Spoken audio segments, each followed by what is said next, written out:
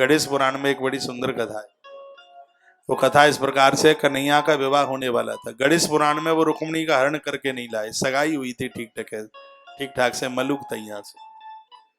तो बारात की तैयारी हो रही थी। नारद जी नौता देने के लिए भेजे, सगरे गए, सब जगह गए नारद जी नौता देने को। आताल गए, पाताल गए, ऊपर के लोग, नीचे के लोग, इधर उधर। नारद जी बिना पंखों के उड़ते थे। ऐसा तो अद्भुत महापुरुष देव ऋषि होना मुश्किल है। काऊ में लड़ाई नहीं हो ता में लड़ाई करा दे, और काऊ में कबू नाय बने ता को समझौता कराए दे। ये ब्रह्मा जी के मानस पुत्र नारद। कभी आपको नारद भक्ति सूत्र भी सुनाया जाएगा, जिसके लेखक स्वयं देवर्षि नारद जी। तो नारद जी सगरे सब जगह नौता देने को गए, गणेश जी को भी निमंत्रण देके आ गए। कृष्ण की शादी, तो सगरे देवता द्वारका पधारे। गणेश जी भी मोटा लंबा सा पेट लेकर के, ये तो गौरा के गणेश, ये तो गौरा के गणेश, हाथ पांव में छोटे छोटे मटका जैसो पेट, ये तो गौरा के गणेश। सगरे देवता आए, देवराज इंद्र आए, बूढ़े ब्रह्मा भी सफेद दाढ़ी लेके आ गए। कल बारात जाने वाली थी और गणेश जी लडुआ खाने को बैठे। महाराज कोई बता नहीं सकता कि कितने कुंटल हजम कर गए। और आनंद की बात देखो, इतना लडुआ खावे और खट्टी डकार ना आवे उसको बिल्कुल। क्यों? कपित्थ, कपित्थ खाते हैं, कैंथ कैंथ खाते हैं।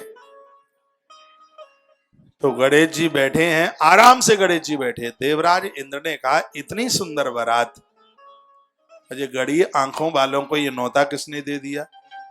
इसको यदि बारात में ले गए तो ये तो सबरी बारात को ही लजा देगा।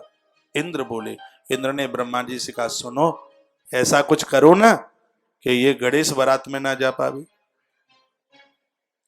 ब्रह्मा जी ने कहा, तुम ही अजमा के देख लो ना, जब इसका जन्म हुआ था तब दाढ़ी से लटक गया था मेरी से। तो मैंने तो कहा था कब के माफ कर दो, दोबारा नहीं आऊंगा तुम्हारे सामने, मेरी हिम्मत नहीं है। देवराज इंद्र ने कहा कि कोई बहाना बना करके बोल दो कि गणेश कैसे भी बारात में ना जाए। ब्रह्मा जी डरते डरते आए और आए के बोले, गजानंद जी। गजानंद जी ने कहा, बोलो दादाजी क्या बात है? अरे कन्हैया की, कृष्ण की बारात जा रही है और उसमें आपका रहना बड़ा जरूरी है। तो कहा, हम तो आ ही गए हैं, तो तुम काहे क्यों सुना रहे हो? आपका रहना बहुत ज्यादा जरूरी है, आपके बिना तो बारात में सुंदरता ही नहीं आएगी। लेकिन करें तो करें क्या, आजकल दुष्ट निशाचरों ने, राक्षसों ने द्वारका को चारों तरफ से घेर लिया है। ये सबके सब बारात में चले गए तो द्वारका लुट जाएगी और बदनामी है जाएगी। लोग कहेंगे, ता कृष्ण की बारात में गणेश, ब्रह्मा, इंद्र और ये सगरे देवता आए तो द्वारका लुट गई, तो जहां में तो बदनामी अपनी है जाएगी। क्या करें? सोचा जा रहा है कि सगरे देवता इकट्ठे है कि द्वारका बचावे राक्षसन थे, तो सफल नहीं है पावे, और अकेले गणेश का सामना कोई भी राक्षस नहीं कर पावे। आप तो इतने बुद्धिमान हैं और आप इतने शक्तिमान हैं, लेकिन तुम्हें हम द्वारका छोड़ भी तो नहीं सकते, क्योंकि तुम्हारा कुछ लोग ऐसे महाराज संपुट लगा लगा करके बोलते हैं, तुम्हें हम छोड़ भी तो नहीं सकते। गणेश जी ने कहा, हमें तो लोग लडुआ खिलाते ही रहते हैं, तुम्हारा भोग लगता नहीं है, तो बारात में तुम ही चले जाओ, द्वारका की रक्षा हम करते रहेंगे। सब मुस्कुराते हुए होटन में ब्रह्मा जी मुस्कुराए और जाकर के इंद्र को कहा कि काम बन गया। लंबी तोंद वाले ने बोल दिया कि हम द्वारका में ही रहेंगे, और इंद्र बड़े खुश हुए। कृष्ण की बारात चली। कन्हैया को तो पता ही नहीं था। अब जो दूल्हा बना होता है उसको थोड़े ही पता होता है कि कौन आया कौन गया। वो तो दूल्हा सो उला, वो तो इतना खुश हो रहा है। और फिर देखो, महीना 2 महीना के बाद जैसे सांप दोच दो जाए, ऐसे धरो को धरो रहे जे। लेकिन 3 दिन बात नहीं करे काऊ से। 3 दिन में तो बहन बोले तो ऐंठ में, भैया बोले तो ऐंठ में। 3 दिन के कार्य तो राजा नहीं भैया महाराजा है। भाई ना पता को आए को गए। अब गणेश जी रह गए और कन्हैया को तो पता ही ना है कि जो सिगते पहले चाहिए, और वो काऊ ने पूछो ही ना। लेकिन बाहर नारद कमाल कर दिया। जैसे ही बारात आगे चली तो सबके संग नारद गए, पीछे से हौले से लौटे आए, पीछे लौटे आए सीधे गणेश जी के पास और कहने लगे, गजानंद गजानंद ने कहा, हाँ बोलो कैसे, क्या हुआ, तुम बारात में नहीं गए? नारद जी ने कहा, त्याए बिना हमें मलूक कान लग, तो बारात में तुम नहीं गए तो हम भी नहीं गए, जहां तुम नहीं जाओगे हम कैसे चले जाएंगे? कहा कि हम तो इसलिए नहीं गए, वो बूढ़े ब्रह्मा आए और बोले कि द्वारका के आसपास राक्षस ज्यादा हैं, तो हमने कहा जिम्मेवारी हमें दे दो, द्वारका हम रखा लेंगे। वैसे भी आपको ध्यान हो, गांवों में से जब बारात जाती तो एक आध पहलवान घर पर छोड़ देते, बड़े बुजुर्गों को छोड़ देते कि वो गांव की रखवाली करे, कोई गैया भैंसे ना छोड़ ले जाए, रात को कोई तारों ना टोल ले, तो वो बड़ी उसकी देखरेख की जाती थी।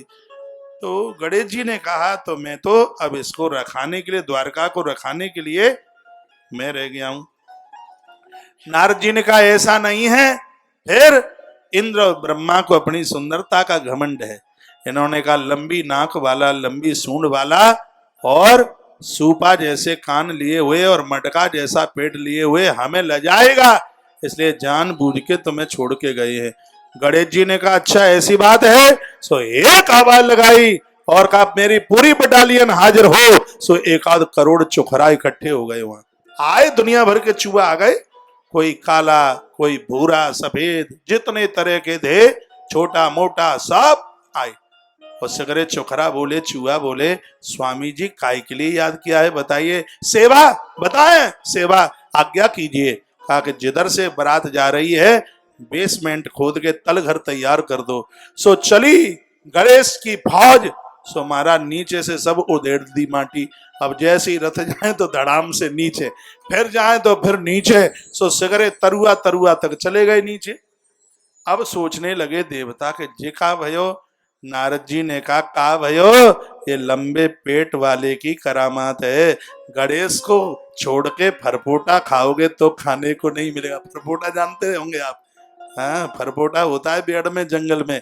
गणेश को छोड़ करके लडुआ खाओगे। नारद जी ने कहा, गणेश के बिना खाओगे लडुआ तो खाई ले। ये सगरी करामत गजानंद की, सो सगरे देवता धर रोए। देवताओं ने रुदन किया, गणेश अथर्व शीर्ष का पाठ किया, कहा, सब कुछ तुम ही हो, हम तो कछु है ना, कैसे हूं बचाए लो, हमारी रक्षा करो, हमारे ऊपर कृपा करो। स्तुति करी उन्होंने और उसी समय भगवान गजानंद प्रकट हो गए। कहा, क्या चाहते हो? कहा, रास्ता दे दो, आपके बिना रास्ता नहीं, आपके बिना किसको दुल्हन मिलेगी, आपके बिना किसको वर मिलेगा, आप कृपा कर दीजिए। तो गणेश जी मुस्कुरा गए, वो तो बड़ा सीधा देव है, हाँ, भोले बाप का बेटा है तो बेटा भी भोला ही है। एक आवाज लगाई तो पूरी बटालियन फिर वहां। सगरे चोखरा बोले कि अब क्या करना है बताओ, क्या गड्ढा कम रह गया है, पाताल तक पहुंचाना है? गणेश जी बोले, पाताल तक नहीं पहुंचाना, इस पर लेंटर डालना है, ये जैसा था इसको वैसा ही कर दो। सो चोखरे ले मिट्टी लेकर के भागे, सो उसको पाट पूट करके तैयार कर दिया। तो भगवान गणेश विघ्न हरता हैं और श्रीमान रूठ गए तो बहुत बड़े विघ्न करता भी है। 17 तारीख से एटा में कार्यक्रम है, सुबह 10:30 बजे से लेकर लगभग 3:30 बजे तक। तो वहाँ पर बड़भागी भरत, इसके ऊपर आप प्रवचन सुनेंगे। पंचायती भवन, वहाँ आप जरूर पहुँचिएगा। सुबह 7 बजे से 9 बजे तक गुरु दीक्षा का कार्यक्रम है। उसके तत्पश्चात 10:30 बजे से अद्भुत आयोजन है, जिसका लाइव टेलीकास्ट सत्संग टीवी पर है, तो आप जरूर आइएगा। 18 तारीख को अब मैनपुरी में आप दया की प्रतीक माँ द्रौपदी के बारे में प्रवचन सुनेंगे, उसके भी टाइमिंग से ही है। 18 तारीख की रात्रि को 7:30 बजे से 10:30 बजे तक बेवर नगरी में आप सब्जी मंडी क्षेत्र में आप रात्रि को केवट के कठवते में माँ गंगा, इस प्रोग्राम को सुनेंगे। बहुत बहुत धन्यवाद आपका वीडियो सुनने के लिए और चैनल से जुड़ने के लिए।